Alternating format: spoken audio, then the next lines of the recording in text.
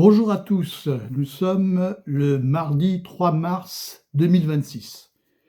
Alors, c'est notre 7e séance consacrée à la lecture du traité théologico-politique de Spinoza, que je lis dans la traduction à Pune en Garnier-Flammarion, je vous le rappelle. Cette séance consacrée aujourd'hui au chapitre 5 se fait à mon domicile, en attendant la prochaine séance publique qui aura lieu le 10 mars et qui concernera le chapitre 7, dont l'objet sera l'interprétation de l'Écriture. Après la lecture du chapitre 4 que nous avons faite en février, qui avait pour objet la loi divine, donc nous abordons le chapitre 5, qui traite des cérémonies, des rites religieux, ainsi que de la foi accordée aux récits historiques qui sont contenus dans les livres saints. Alors que le chapitre 4 est sans doute le chapitre le plus philosophique du traité, le chapitre 5 se caractérise quant à lui par une approche qu'on pourrait qualifier d'analyse sociopolitique. Il va s'agir d'examiner surtout les conditions sociales, économiques, historiques, politiques qui déterminent l'existence des institutions et des pratiques religieuses. Comme on le sait, une religion est un phénomène social qui se vit collectivement. Elle n'est pas seulement une affaire de foi individuelle. Comme phénomène social, elle se manifeste par des rites collectifs, des offrandes, des sacrements, des sacrifices, aussi divers, aussi variés soient-ils d'une religion à l'autre. L'examen de Spinoza se borne aux deux religions dont il avait connaissance, la religion juive et la religion chrétienne, à travers l'Ancien et le Nouveau Testament, principalement. Dans toutes les religions, on trouve des cérémonies et des rites qui sanctionnent des moments importants de la vie individuelle et collective, comme le baptême pour la naissance, le mariage religieux pour la fondation d'une famille, des rites funéraires pour l'enterrement des morts. Dès lors, la question qui se pose est celle de la validité de ces cérémonies et de ces rites. Ont-ils une valeur sacrée? Et si c'est le cas, en quoi consiste justement cette valeur sacrée? Quelle est leur raison d'être et leur sens? Ce sont ces questions qui vont être abordées par Spinoza, justement, dans le chapitre 5. Pour Spinoza, on peut déjà le dire, les cérémonies et les rites n'ont aucun caractère sacré. Du point de vue spirituel, ils ne sont rien d'essentiel. Cela ne veut pas dire pour autant qu'ils ne jouent aucun rôle. Mais ce rôle est essentiellement social.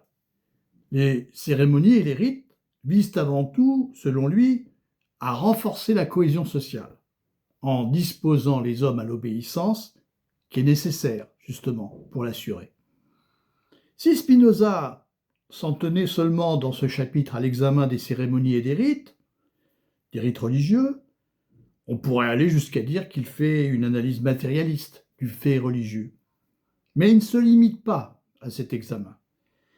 S'il s'intéresse en fin de chapitre au rôle joué par les récits historiques contenus dans les livres saints, c'est aussi pour réfléchir aux moyens de former les convictions des hommes, en les élevant individuellement par la lecture de ces récits à la moralité, à la piété. Ainsi, il ne s'agit plus alors de régler la vie sociale, il s'agit d'inculquer aux individus de bonnes lectures, lorsqu'ils sont par ailleurs incapables de raisonner par eux-mêmes. Alors de Spinoza, on dit peut-être trop vite qu'il est un penseur de la laïcité. S'il est vrai que sa réflexion sur la liberté d'expression ouvre un chemin qui va dans le sens de la laïcité, le chapitre 5 du traité nous oblige à voir cependant qu'il ne défend aucune séparation laïque entre le politique et le religieux. Et c'est ce que nous verrons en fin de chapitre. Mais abordons maintenant le texte de plus près. Le chapitre 5 est dans le prolongement du chapitre 4, puisqu'il répond à 2 questions qui s'y trouvent formulées, page 90. Je les rappelle ici. À quelle fin les cérémonies religieuses ont été autrefois instituées? Enfin, quel intérêt il y a à connaître les récits sacrés et à croire en eux? On retrouve ces 2 questions dans le titre du chapitre 5 qui les reformule de cette manière, je cite, « De la raison pour laquelle des cérémonies ont été instituées et de la foi aux histoires, pour quelles raisons et à quels hommes elle est nécessaire. » Alors l'ordre d'argumentation du chapitre est assez facile à repérer. On peut dire qu'il est composé de 3 parties. Dans une première partie, il s'agit de confirmer par l'autorité de l'Écriture ce qui a été démontré rationnellement dans le chapitre 4, à savoir que les cérémonies du culte n'ont aucune finalité spirituelle, elles n'ont rien à voir avec la loi divine et ne permettent en rien d'accéder à la béatitude. Ce sont les 5 premières pages du chapitre, la page 101 à la page 105. Puis, deuxième partie, il s'agit d'expliquer comment et pour quelles raisons les cérémonies religieuses ont servi à la conservation de la vie et au maintien de l'état des Hébreux, et cette partie va de la page 105 à la page 109.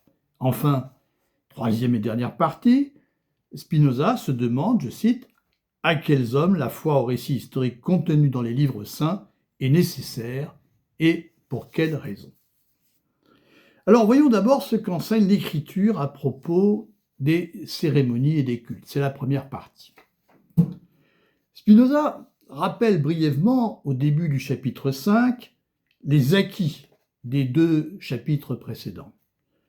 Le chapitre 4 a montré que la loi divine a un caractère universel car elle se déduit de la nature humaine. Rappelons-nous, elle consiste à connaître et à aimer Dieu, non pas comme on se le représente d'ordinaire de manière anthropomorphique, comme une volonté extérieure qui nous prescrit des commandements, mais comme la source productrice de toute chose qui s'exprime à l'intérieur de nous par notre propre puissance d'exister et d'agir, et cette connaissance de Dieu procure aux hommes ce que Spinoza appelle la vraie béatitude. Alors, je ne développe pas ce point, je renvoie à la séance précédente. Ainsi, la loi divine, je cite Spinoza, est comme écrite en l'âme humaine. Elle n'a donc besoin, pour être connue, ni de cérémonies extérieures, ni de récits historiques. Elle n'exige aucunement que les hommes observent des cérémonies et des rites, dont Spinoza écrivait dans le chapitre 4 que ce sont, je le cite, des actions qui en elles-mêmes sont indifférentes et ne sont appelées bonnes qu'en vertu d'une institution. En d'autres termes, les cérémonies et les rites n'ont rien de sacré, ils n'ont aucune importance sur le plan spirituel. Comme il l'a montré au chapitre 3, Spinoza rappelle encore que les cérémonies, celles qui se trouvent en tout cas dans l'Ancien Testament, je cite, ont été instituées pour les Hébreux seulement. Elles concernent la seule félicité temporelle des corps et la tranquillité de l'État. Et il ajoute qu'elles n'ont de validité que pendant la durée de l'État. Et s'il est vrai que dans l'Ancien Testament, ces cérémonies sont rapportées à la loi de Dieu, c'est seulement, précise Spinoza, parce qu'elles ont été instituées en vertu d'une révélation. La loi dont il est question ici est appelée loi de Dieu en ce qu'elle est instituée en vertu d'une révélation faite au prophète Moïse, qui légifère ainsi au nom de Dieu. Mais il s'agit là en fait d'une loi particulière, d'une loi dont Spinoza dit qu'elle est adaptée à la complexion propre et à la conservation d'un certain peuple. C'est ce qu'il écrit au chapitre 4. Il ne s'agit nullement de la véritable loi divine qui se connaît naturellement par la raison et qui est commune à tous les hommes.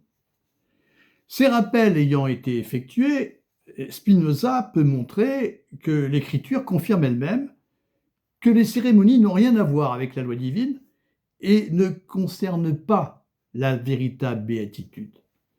Il fait ainsi référence au prophète Isaïe, au psalmiste, c'est-à-dire au prophète David, à Moïse, à Salomon, à Jérémie.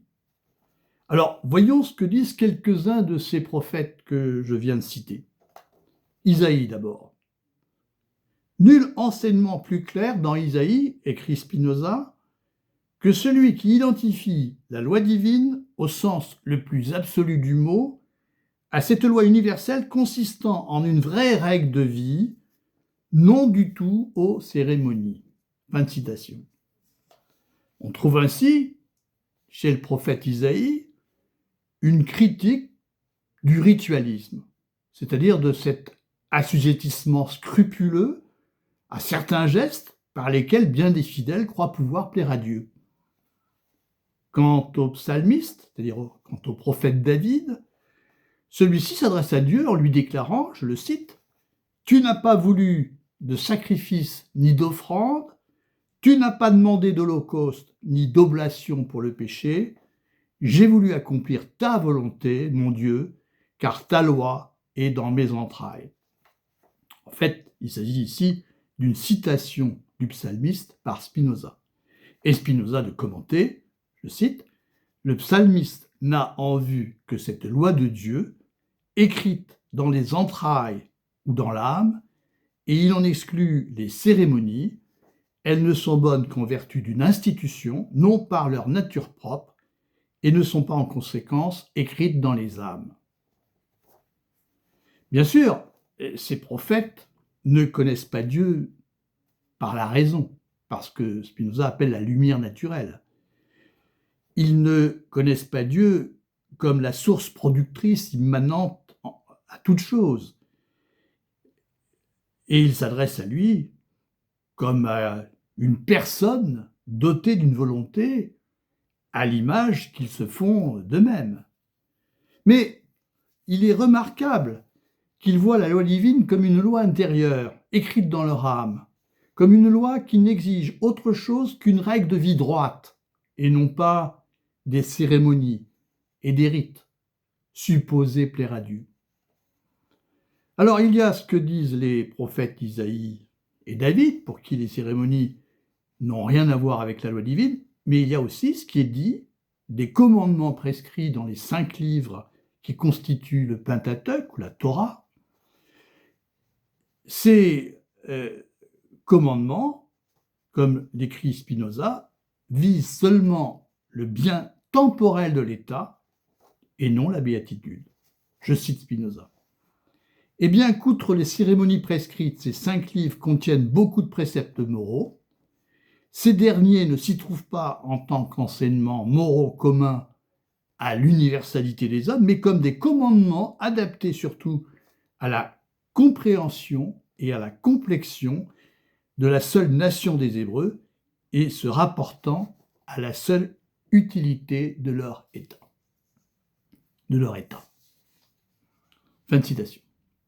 Alors, c'est l'occasion une nouvelle fois pour Spinoza de marquer la différence entre Moïse et le Christ. Il a déjà eu l'occasion de le faire. Je cite Spinoza. « Moïse n'enseigne pas aux Juifs à la façon d'un docteur, à ne pas tuer et à ne pas voler. Il le leur ordonne à la façon d'un législateur et d'un prince. À l'inverse, le Christ, je cite, donne seulement des enseignements universels. Il a été envoyé non pour conserver l'État et instituer des lois, mais pour enseigner la seule loi universelle. » Le Nouveau Testament confirme en tout cas, pour Spinoza, ce que dit l'Ancien sur les cérémonies, dans la mesure où on n'y trouve que des enseignements moraux à vocation universelle. Et là, comme le remarque Spinoza, pour les cérémonies, elles furent abandonnées par les apôtres après qu'on eut commencé de prêcher l'Évangile aux nations soumises aux lois d'un autre État. Alors, si on résume, d'après l'Écriture elle-même, on peut conclure en règle générale que les cérémonies et les rites n'avaient comme raison d'être que d'assurer, comme le dit Spinoza, la sécurité d'un État, sa prospérité et sa félicité temporelle, et rien d'autre.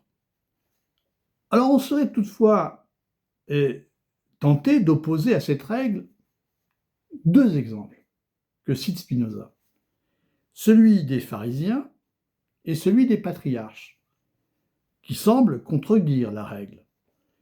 Comment expliquer en effet que les pharisiens, et je rappelle ici que les pharisiens sont un groupe juif qui voulait se conformer à une observance rigoureuse de la loi de Moïse, eh bien, comment expliquer que les pharisiens, je cite, conservèrent en grande partie les cérémonies israélites après la perte de l'État, c'est-à-dire après la destruction du Second Temple en 70.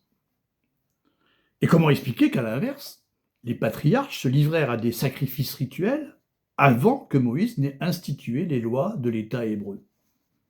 Eh bien, dans les deux cas, répond Spinoza, cela ne s'explique aucunement pour des raisons spirituelles. Ainsi, les pharisiens maintenirent les cérémonies après que l'État hébreu eut disparu, pour des raisons politiques, par une marque d'hostilité contre les chrétiens plutôt que par le dessein de plaire à Dieu, écrit Spinoza. Et ce qui, pour lui, confirme cette réponse, et qu'on peut relever qu'en d'autres circonstances, quand ils furent notamment condamnés à la captivité à Babylone, eh bien, je cite, « Ils négligèrent aussitôt les cérémonies, renoncèrent même à la loi de Moïse, abandonnèrent à l'oubli comme entièrement superflu le droit de leur patrie et commencèrent à se mêler aux autres nations, comme il est surabondamment établi par Esdras et Néhémie. » Fin de citation. Alors, les cérémonies et les rites n'ont donc pas d'autre validité que celle de leur institution dans un État particulier pour la durée de cet État. Et si elles ont été maintenues alors que cet État a disparu, c'est comme signe d'appartenance à une communauté particulière, c'est pour affirmer son identité, comme Spinoza l'a déjà montré d'ailleurs au chapitre 3, concernant l'élection du peuple juif, mais cela n'a rien à voir avec le dessein de plaire à Dieu. Quant aux patriarches, s'ils pratiquèrent des sacrifices rituels avant même l'instauration de l'État hébreu par Moïse, ce ne fut pas non plus pour obéir à la loi divine, mais, comme l'écrit Spinoza, par conformité seulement à une habitude de leur temps. Ils se soumettaient tout simplement aux commandements qui étaient ceux dictés par la loi de l'État où ils vivaient et par laquelle eux aussi, dit Spinoza, étaient tenus. Donc si l'Écriture confirme bien que les cérémonies n'ont aucune finalité spirituelle, comment expliquer alors leur institution? Quelle est leur raison d'être? C'est la deuxième partie du texte qui commence page 105. Il reste à montrer, écrit Spinoza, comment et pour quelles raisons les cérémonies servaient à la conservation et au maintien de l'état des Hébreux. Alors il s'agira de montrer, donc par le raisonnement cette fois-ci, pourquoi Moïse a eu besoin d'établir de telles cérémonies dans l'état des Hébreux.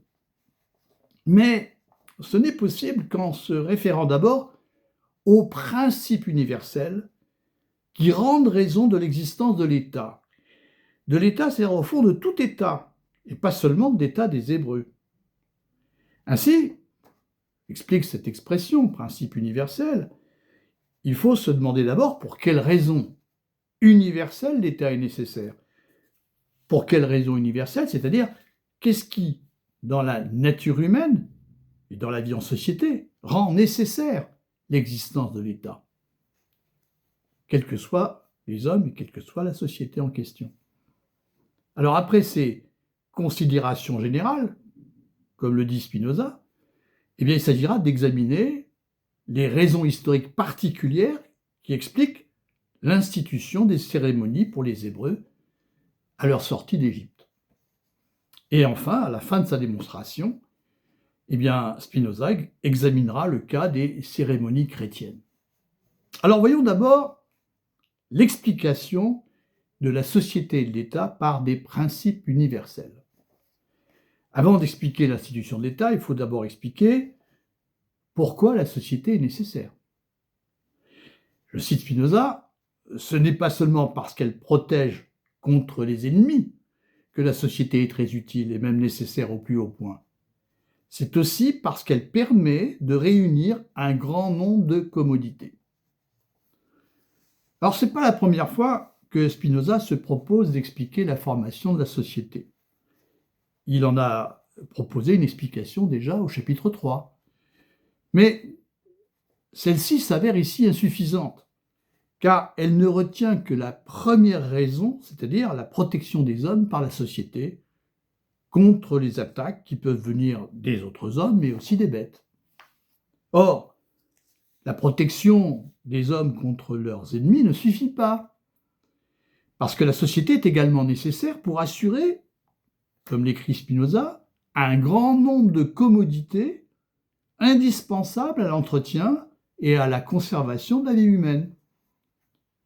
Il s'agit donc de considérer la vie humaine dans ses besoins élémentaires, ainsi que les techniques de base qui lui permettent de les satisfaire et de se préserver, comme labourer, semer, moissonner, moudre, cuire, tisser, coudre, et effectuer bien d'autres travaux utiles à l'entretien de la vie. Je cite Spinoza.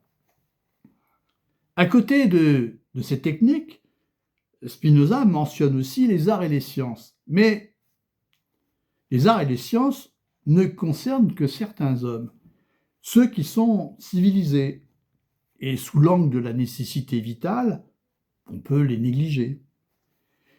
S'ils sont, comme le dit Spinoza, s'ils sont suprêmement nécessaires à la perfection de la nature humaine et à sa béatitude, ils ne sont pas vitalement nécessaires, comme les techniques élémentaires qui concernent tous les hommes, civilisés aussi bien que barbares. Or, ces techniques par lesquelles l'individu conserve sa vie, il ne peut pas, à lui tout seul, les maîtriser. La coopération des hommes est ici indispensable. En effet, je cite Spinoza, « Si les hommes ne voulaient pas s'entraider, l'habileté technique et le temps leur feraient également défaut pour entretenir leur vie et la conserver autant qu'il est possible. Nul n'aurait, dis-je, le temps ni les forces nécessaires s'il lui fallait labourer, semer, moissonner, moudre, cuire, tisser, coudre et effectuer bien d'autres travaux utiles à l'entretien de la vie. » Je reprends la formule que je citais tout à l'heure. Les individus ayant ainsi des capacités limitées et disposant d'un temps limité, eh bien ces limites rendent nécessaire une division du travail et une assistance mutuelle. Même les hommes les moins civilisés, comme le remarque Spinoza, qui ne disposent que de techniques rudimentaires et qui vivent presque comme des animaux, c'est son expression, eh bien même ces hommes ne peuvent survivre sans une forme de coopération. Je cite Spinoza, « Nous voyons en effet ceux qui vivent en barbares, sans civilisation, mener une vie misérable et presque animale, et cependant, le peu qu'ils ont, tout misérable et grossier, ils ne se le procurent pas sans se prêter mutuellement assistance, quelle qu'elle soit. » Ainsi, la société est absolument nécessaire. Elle est indispensable à la vie humaine. Pas seulement pour se protéger contre les forces destructrices, comme le disait Spinoza au chapitre 3, mais aussi et surtout pour répartir entre les hommes les techniques élémentaires indispensables à leur vie et leur procurer les moyens de se prêter mutuellement assistance en s'échangeant les produits de leur travail. Toutefois, la société ne peut se réguler d'elle-même. Il faut un État pour régler la vie en commun. Si les hommes vivaient tous sous la conduite de la raison et désiraient ce qui est réellement utile à tous, la société n'aurait pas besoin de loi. Mais comme les hommes sont entraînés le plus souvent par leur passion, il faut un pouvoir qui les contraigne à mettre en œuvre ce qu'ils ne feraient pas spontanément.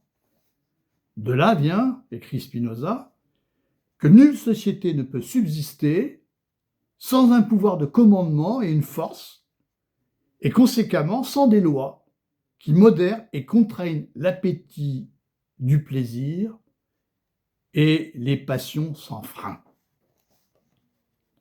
Autrement dit, la société, par société, on désigne le fait de vivre ensemble pour se protéger et s'entraider, eh bien la société a besoin de l'État. Et l'État désigne le pouvoir politique institué pour régler la vie en commun, par la contrainte, quand c'est nécessaire. Toutefois, l'usage de la contrainte est problématique.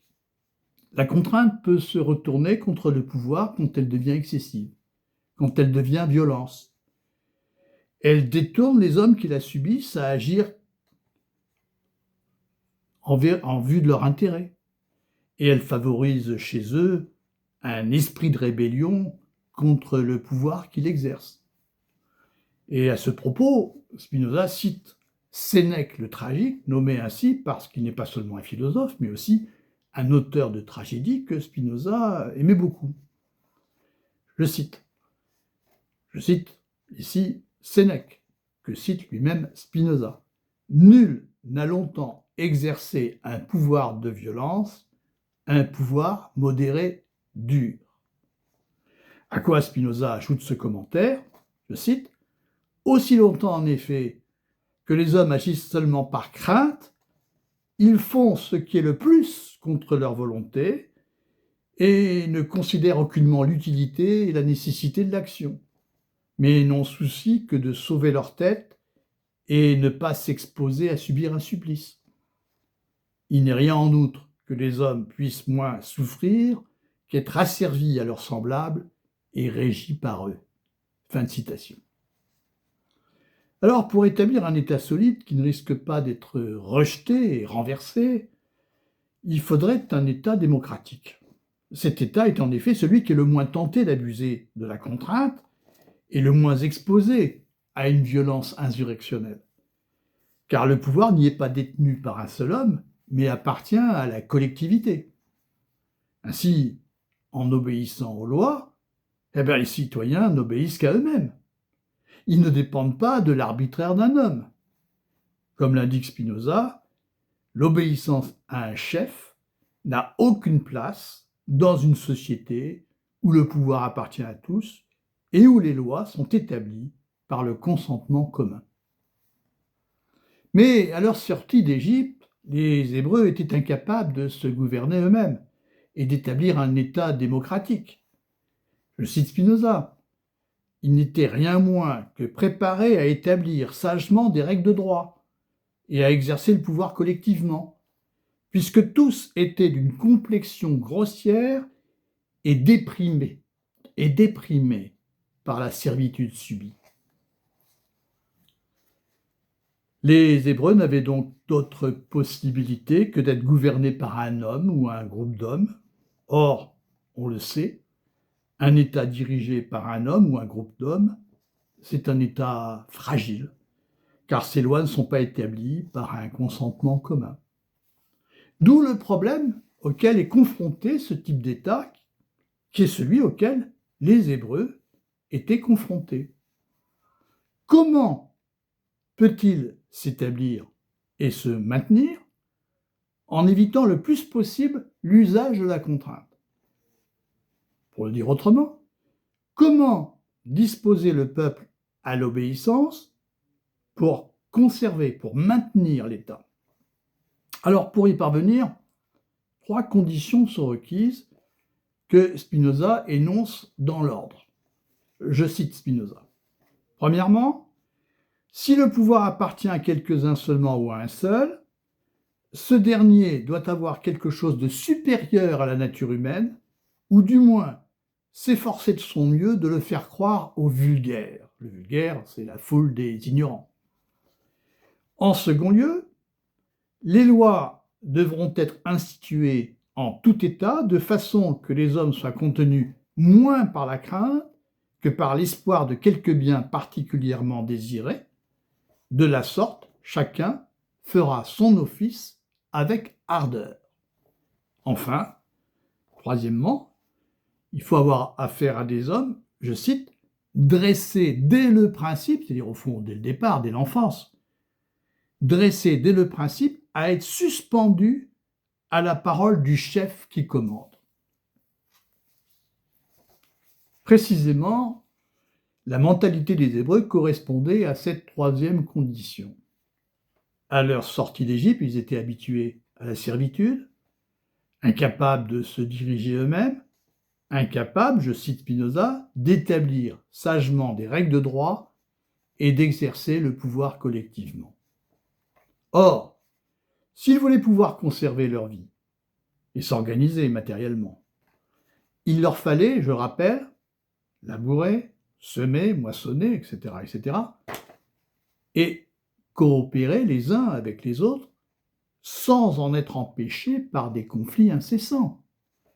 Il leur fallait donc être soumis au pouvoir d'un chef. Et si ce pouvoir put se maintenir, c'est en satisfaisant aux deux premières conditions que j'ai énoncées, que Spinoza a énoncées. Ainsi, selon la première condition, pour exercer le pouvoir, il faut un chef exceptionnel. Ce chef, ce fut précisément Moïse. Je cite Spinoza, « Ce pouvoir, Moïse put aisément continuer de le détenir parce qu'il l'emportait sur les autres par une vertu divine, comme il le persuada au peuple et le montra par de nombreux témoignages. » En quel sens Moïse avait-il une vertu divine? En ce que son existence et ses qualités relevaient de ce que Spinoza appelle au chapitre 3 le secours externe de Dieu. Rappelez-vous que Spinoza fait un usage détourné de ce genre d'expression pour en subvertir le sens ordinaire, qui est un sens anthropomorphique. Par secours externe de Dieu, Spinoza n'entend pas une intervention de la volonté divine, imaginée de manière analogue à la volonté humaine, dans le cours des choses. Dieu n'est pas ici pour lui une volonté extérieure, on le sait. Dieu, ce n'est pour lui rien d'autre que la nature elle-même, en tant qu'elle se déploie selon un enchaînement nécessaire de causes et d'effets. Ainsi, le secours externe de Dieu désigne le concours d'un certain nombre de causes qui ont un effet favorable aux hommes. Si la nation juive a pu subsister longtemps, c'est dans la mesure où elle fut choisie par Dieu, mais c'est là une manière de parler, pour dire que les circonstances avaient été favorables aux Hébreux, en leur donnant notamment un homme exceptionnel, comme Moïse, qui par ses qualités surpassait les autres hommes et jouissait de leur très haute estime. Les Hébreux avaient ainsi la chance d'être dirigés par Moïse. Et c'était ainsi la première condition qui leur permettait de disposer d'un pouvoir politique durable. Deuxième condition, pour exercer le pouvoir et disposer de l'obéissance du peuple, le pouvoir doit miser bien davantage sur l'espoir d'un bénéfice, que sur la crainte de châtiment. Pour motiver les hommes à l'obéissance, il faut leur montrer qu'ils y ont intérêt, qu'ils ont quelque chose à y gagner, qu'il y va de leur utilité. C'est précisément ce que fit Moïse. Il prescrivit des règles de droit, je cite, en recourant plutôt à la persuasion qu'à des châtiments et des menaces, de sorte que chacun s'efforce de se distinguer par son courage et sa grandeur d'âme, plutôt que d'échapper seulement au supplice. » Fin de citation. Le meilleur moyen de persuasion, c'est la religion.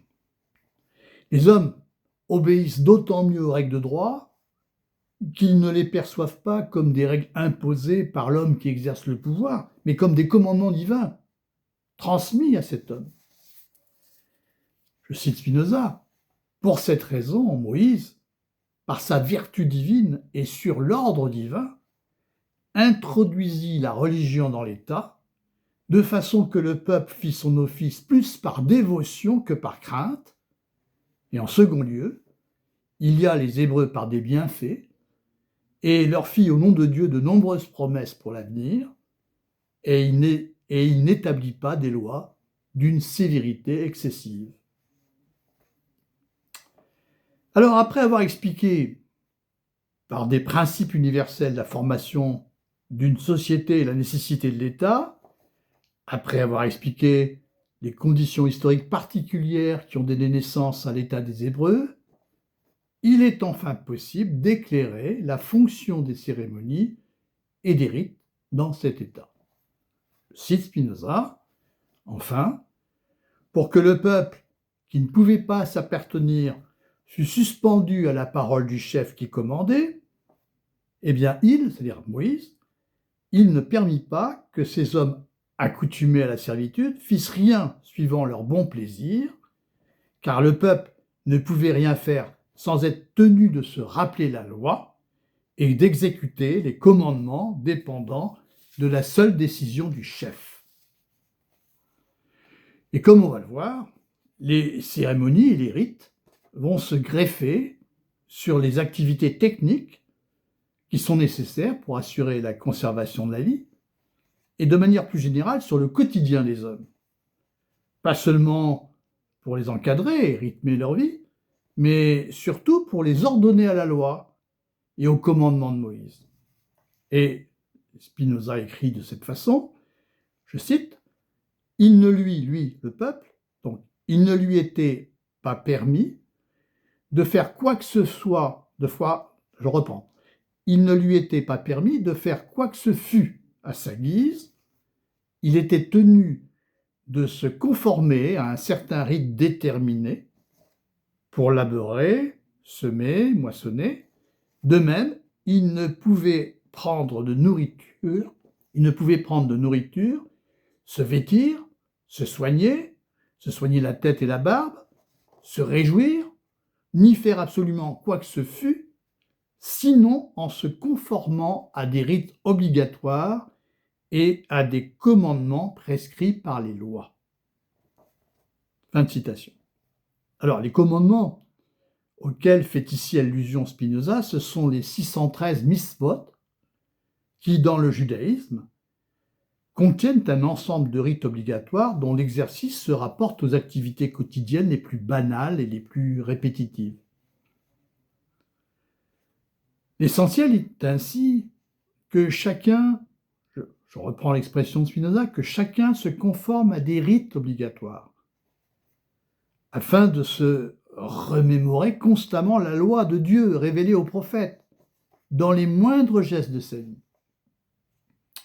Faire en sorte qu'en labourant, en semant, en moissonnant, etc., aussi bien qu'en se nourrissant, en s'habillant, en se coupant les cheveux et la barbe, chacun rend un culte à Dieu et témoigne constamment de son obéissance. Et pour caractériser ce mode d'existence entièrement ritualisé, eh bien Spinoza a une formule qui le résume parfaitement dans le chapitre 17, qui est consacré à l'état théocratique des Hébreux. Voilà sa formule. D'une manière générale, toute leur vie était une constante pratique de l'obéissance. Et pour que cette obéissance soit constante et ne se relâche à aucun moment, précise Spinoza, il faut qu'il y ait partout dans l'espace social, je cite, sur les poteaux placés au seuil des maisons, quelques signes rappelant chacun à l'obéissance. Les cérémonies s'avèrent ainsi comme un dispositif efficace destiné à assurer l'obéissance constante du peuple. Je cite Spinoza, « Tel fut donc le but des cérémonies du culte, faire que les hommes n'agissent jamais suivant leurs propres décrets, mais toujours sur le commandement d'autrui, et reconnus dans toutes leurs actions et dans toutes leurs méditations qu'ils ne s'appartiennent en rien, mais étaient entièrement soumis à une règle posée par autrui. » J'attire ici l'attention sur les verbes utilisés par Spinoza. Il s'agit de faire que les hommes ne s'appartiennent en rien, c'est-à-dire qu'ils soient complètement aliénés, qu'ils soient entièrement soumis au commandement d'autrui dans tous les aspects de leur vie, aussi bien intime que sociale, comme dit Spinoza, dans toutes leurs actions et dans toutes leurs méditations. Et c'est à cette condition que les Hébreux purent faire société et être organisés pour assurer la conservation de leur existence. Alors on serait tenté de penser ici qu'ils étaient traités ni plus ni moins comme des esclaves par Moïse, mais ce serait se méprendre. À plusieurs reprises dans le traité, Spinoza écrit que Moïse considérait les Hébreux comme des enfants. Ce n'est pas la même chose. Qu'on se rappelle ainsi ce que Spinoza écrivait au chapitre 2. Moïse, dit-il, enseigna les Hébreux comme des parents ont accoutumé d'enseigner des enfants entièrement privés de raison. Pour savoir la différence entre l'esclave et l'enfant, on peut se reporter à ce qu'expliquera Spinoza au chapitre 16, page 267. Est esclave celui dont l'obéissance a pour finalité exclusive l'utilité de son maître. Ce n'est pas le cas de l'enfant, dont l'obéissance a pour finalité sa propre utilité et non pas celle de ses parents. Et comme on l'a dit plusieurs fois, l'utilité visée ici, celle des Hébreux, eh bien c'était leur utilité corporelle. Elle concernait la satisfaction de leurs besoins vitaux, ce que Spinoza appelle les commodités corporelles. Aussi souligne-t-il à nouveau que les cérémonies n'ont aucun rapport avec la loi divine. Elles ne contribuent en rien à la béatitude. Elles n'expriment aucun rapport à la transcendance, si ce n'est bien sûr dans l'imagination des hommes ignorants, tel était le cas des Hébreux, qui se représentent Dieu comme une volonté qui leur prescrit des lois. Les cérémonies symbolisent avant tout la soumission au commandement du pouvoir, et par là, elles assurent une fonction de cohésion sociale nécessaire à la structuration de la vie économique, lorsqu'on a bien sûr ici affaire à un État qui est régi par le pouvoir d'un seul. Comme le montre ensuite Spinoza, cette analyse vaut aussi pour les cérémonies chrétiennes. Il est vrai que, contrairement aux cérémonies juives, elles n'ont pas été instituées dans un intérêt politique, mais elles l'ont été en vue de la société entière, précise Spinoza, pour distinguer la société de l'État. C'est ainsi que des cérémonies comme le baptême, la communion, les fêtes, les prières publiques, se greffent, elles aussi, sur les besoins du corps. Le baptême correspond à la reproduction, à la naissance, la communion au repas, et puis le dimanche, les fêtes religieuses de manière générale, correspondent au repos ou au suspens de la vie économique. Ces cérémonies, qui sont communes à tous les chrétiens, quelle que soit leur nation, leur assurent une forme de cohésion, à titre de signe extérieur de l'Église universelle, précise Spinoza, c'est-à-dire en leur rappelant ainsi qu'ils sont les fidèles d'un même corps, qui est le corps du Christ. Et pas plus que les cérémonies juives, eh bien, les cérémonies chrétiennes n'ont de valeur spirituelle. Elles n'expriment aucune obligation absolue. Spinoza en veut pour preuve que des chrétiens hollandais qui habitent au Japon, où la religion chrétienne est interdite, eh bien, sont tenus par ordre de la Société des Indes orientales de s'abstenir de tout culte extérieur. Ainsi, les cérémonies n'ont aucun caractère absolument obligatoire. Elles n'ont aucun caractère sacré. Elles ne peuvent valoir comme obligation que relativement à un contexte social et politique.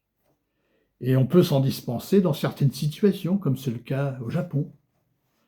On peut mesurer, ici bien sûr, ce que pouvait avoir de scandaleux le propos de Spinoza pour un lecteur chrétien, puisque c'était surtout des lecteurs chrétiens auxquels il avait affaire, surtout pour des lecteurs catholiques. Pour Spinoza, un sacrement comme l'Eucharistie, qui est essentiel pour un catholique, car il remémore la mort du Christ sur la croix et célèbre sa résurrection, eh bien, pour Spinoza, un tel sacrement n'a rien de sacré. On peut s'en passer. Alors, il est temps maintenant d'aborder la troisième et dernière partie du chapitre. À quels hommes la foi au récit historique contenu dans les livres saints est nécessaire et pour quelles raisons?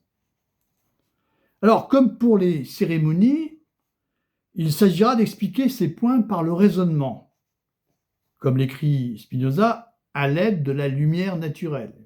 C'est que la lumière naturelle, c'est la métaphore qui exprime la raison. Mais, à la différence des cérémonies, il n'est plus question de se demander comment on peut disposer physiquement et collectivement les hommes à l'obéissance, mais comment les disposer spirituellement et individuellement à une conduite vertueuse. La lecture des récits historiques contenus dans les livres saints, cette lecture servira à cela. Alors, Spinoza commence par une réflexion générale sur les conditions qui rendent possible la conviction. Comment faire accepter aux hommes une croyance ou les en détourner? Je cite Spinoza. Comment faire accepter aux hommes une croyance ou les en détourner? Voilà le problème. Alors, pour convaincre d'une chose, soit on s'appuie sur l'expérience, soit on s'appuie sur la raison. Dans le premier cas, on recourt à des faits que les hommes constatent par leur sens. Dans le deuxième cas, on procède de manière démonstrative, comme les géomètres, selon, je cite, selon la déduction dans l'ordre dû de la vérité à établir, c'est l'expression de Spinoza, c'est-à-dire en partant des seuls axiomes de l'intellect. L'expérience ne pouvant pas donner une connaissance claire et distincte, la deuxième voie, celle de la raison, est de loin la meilleure. Surtout, bien sûr, si la question porte sur une chose spirituelle, qui ne tombe en aucune manière sous les sens, comme l'écrit Spinoza. Mais comme il faut disposer pour cela de qualités intellectuelles qui se trouvent rarement chez les hommes, eh bien, la grande majorité d'entre eux préfèrent se laisser instruire par l'expérience. Et si l'on veut en conséquence enseigner une doctrine à toute une nation, pour ne pas dire au genre humain, comme dit Spinoza, eh bien, on n'a pas d'autre choix que de l'établir en faisant appel à l'expérience et en adaptant son enseignement, je cite, à la compréhension de la foule qui constitue la majeure partie du genre humain. Sinon, comme l'écrit Spinoza, on n'écrit que pour les doctes, que pour une petite élite intellectuelle, c'est-à-dire qu'on ne pourra être compris que d'un nombre d'hommes relativement très petit. Fin de citation. Voilà pourquoi l'Écriture établit ces enseignements qui sont d'ordre spéculatif par l'expérience seule, c'est-à-dire par les histoires qu'elle raconte, et non par voie démonstrative, comme dans un traité philosophique. En quoi consistent essentiellement les enseignements spéculatifs de sa doctrine? En un credo dont l'expression minimale est la suivante, je cite, « Il y a un Dieu, c'est-à-dire un être qui a fait, dirige et conserve toutes choses avec une sagesse souveraine, qui prend le plus grand soin des hommes, de ceux, veux-je dire, qui vivent pieusement et honnêtement. Quant aux autres, il les punit par de nombreux supplices et les sépare des bons. Fin de citation.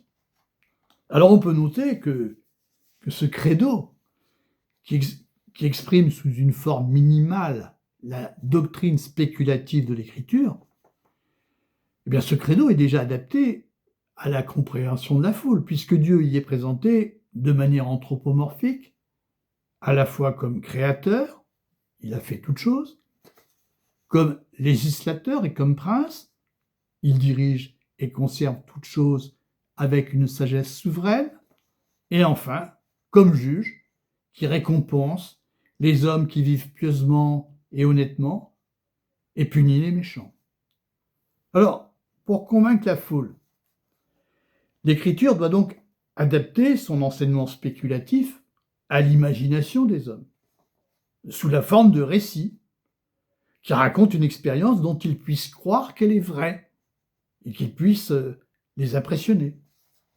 Alors bien sûr, cette expérience ne peut pas donner de connaissances claires, ni, comme l'écrit Spinoza, ni enseigner ce qu'est Dieu et de quelle façon il conserve et dirige toutes choses et prend soin des hommes. Cela, c'est l'affaire de la philosophie. Mais, il ajoute, elle peut cependant instruire et éclairer les hommes dans une mesure suffisante pour imprimer dans leurs âmes l'obéissance et la dévotion. Donc les récits ne sont pas là pour expliquer, pour démontrer, mais pour édifier les âmes, afin d'imprimer en elles obéissance et dévotion. Et le verbe imprimer est ici très important. Il s'agit de produire une impression sur l'imagination des hommes qui soit suffisamment forte pour les disposer à obéir au commandement divin qui exige la pratique de la justice et de la charité, et susciter la dévotion à l'égard de Dieu qu'ils imaginent comme une volonté qui leur prescrit les commandements. Alors à qui maintenant? À quels hommes est nécessaire la connaissance des histoires contenues dans les livres saints? À tous les hommes? Ce n'est pas, bien sûr, ici la réponse de Spinoza. Ces récits sont nécessaires seulement à la foule des ignorants, qui sont inaptes à raisonner et à connaître la véritable nature de Dieu par la raison. Comme le dit Spinoza, aux vulgaires, dont l'esprit est incapable de percevoir les choses clairement et distinctement, mais qui a besoin de ces récits pour agir pieusement et honnêtement. Ils ne sont en revanche aucunement nécessaires à celui qui, comme le dit Spinoza, à celui qui croit par la lumière naturelle qu'il y a un Dieu et ce qui s'ensuit, et qui agit vertueusement sous la seule conduite de la raison, parce qu'il en est convaincu par la raison. Évidemment, ici, Spinoza parle du philosophe. Celui-ci n'a aucunement besoin de croire en ces récits, car, je cite Spinoza, il possède entièrement la béatitude et la possède même plus réellement que le vulgaire, en ce qu'il connaît vraiment Dieu, tandis que le vulgaire n'en a qu'une représentation imaginaire et se rapporte à lui, encore une fois, comme une volonté extérieure à laquelle il doit obéir. Celui qui, en revanche, ne sait rien de Dieu, par la lumière naturelle, donc par la raison, et qui en outre ignore les histoires rapportées par l'Écriture, celui-là, dit Spinoza, est un être placé en dehors de l'humanité et presque une brute. Autrement dit, c'est un homme, comme on dit, sans foi ni loi. C'est le pire des êtres. Il est incapable de la moindre humanité. C'est dire combien la foi au récit de l'Écriture est nécessaire quand on est incapable, comme la plupart des hommes, de connaître Dieu par la raison. Il n'est toutefois pas nécessaire au vulgaire de connaître tous les récits de l'Écriture, ce serait impossible. Il s'agit de connaître seulement ceux qui ont le plus d'importance. Ceux qui, à eux seuls, écrit Spinoza, sans le secours des autres, exposent avec assez d'évidence la doctrine et ont le plus de force pour mouvoir les âmes humaines. Mais la question qui se pose alors, c'est la question suivante. Qui choisira les récits qui sont dignes d'être connus et remémorés? Le vulgaire, répond Spinoza, le vulgaire est peu capable par lui-même de porter un jugement sur ces matières. Et il ajoute que même quand il est en présence de récits de grande valeur, le vulgaire prête attention aux événements spectaculaires bien davantage qu'à la doctrine enseignée par ces récits. D'où la nécessité de recourir à des pasteurs, des ministres de l'Église, qui, je cite, lui donnent un enseignement en rapport avec la faiblesse de sa complexion spirituelle. Les récits contenus dans l'Écriture ont donc une très grande importance, et ici il ne s'agit pas de les lire comme on lit des chroniques, par simple curiosité, pour se divertir. Il importe, comme le crie Spinoza, il importe de les répandre comme des opinions salutaires qui permettent aux hommes de corriger leur vie. Il importe que ces hommes leur accordent foi et qu'ils en soient imprégnés pour y puiser des modèles de moralité qui les guident de leur vie, à défaut d'être en mesure de connaître par la raison la véritable règle de vie. Ces considérations, en tout cas, nous éloignent de l'idée fausse et assez souvent répandue d'un Spinoza promoteur de la laïcité. Comme on le voit, il ne défend pas, ici en tout cas, une séparation laïque du politique et du religieux. Spinoza pense au contraire que pour éviter que la politique soit subordonnée à la religion et tombe sous la coupe de théologiens sectaires qui prétendraient s'autoriser l'écriture pour faire de la volonté divine la source de la loi, il faut que la religion soit subordonnée à l'État dans une libre république. Et au chapitre 19 de son traité, il montrera que le droit des affaires sacrées doit être entièrement dans les mains du souverain, c'est-à-dire celui qui désigne, le souverain ici désigne le pouvoir d'État. Ainsi comme il le montre dans ce chapitre 5, l'État ne peut négliger l'éducation religieuse qui est dispensée aux hommes. Il doit pour cela nommer et contrôler le clergé qui est préposé à cette éducation. Il y a ainsi pour Spinoza un bon usage de la religion, un bon usage politique de la religion, en ce qu'elle peut contribuer à former des citoyens vertueux. À l'inverse, la religion est mauvaise lorsqu'elle suit une pente superstitieuse, quand elle devient l'instrument des théologiens qui cherchent à tout prix à dominer les consciences et à asseoir leur pouvoir en s'emparant des leviers de l'État. La conception politique de la religion, qui est celle de Spinoza, n'est pas en contradiction avec la fameuse thèse qu'on connaît surtout de lui par le chapitre 20 du traité théologico-politique, selon laquelle la liberté de pensée et d'expression est une nécessité dans une république, toute tentative de la réprimer conduisant inévitablement à la violence et à la discorde. Mais je ne développerai pas ce point aujourd'hui. J'en resterai là concernant la lecture du chapitre 5. Je vous invite à le lire et à le relire attentivement en vous servant au besoin de mon commentaire. Je vous remercie de votre attention et je vous dis à très bientôt pour la lecture du chapitre 7 sur l'interprétation de l'écriture.